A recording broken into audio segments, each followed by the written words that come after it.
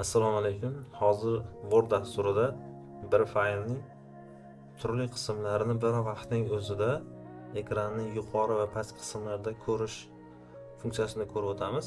Ixtiyoriy bir xil amallarni solishtirish uchun bu funksiya juda bizga kerak bo'ladi. Buning uchun vid bo'limiga o'tamiz. Ya'ni inglizcha bo'ladigan bo'lsa view, ya'ni ko'rinish qismidan mana shu razdelit qismini bosamiz. Bosadigan bo'lsak, bir paytda bir faylimiz mana ikkita qismga bo'lindi, ya'ni yuqori va past qismlarga bo'lindi.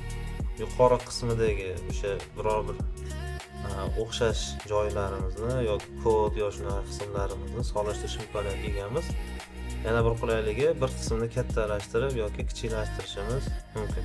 Qaytish uchun esa снять разделение qismini bosamiz va holatga qaytadi.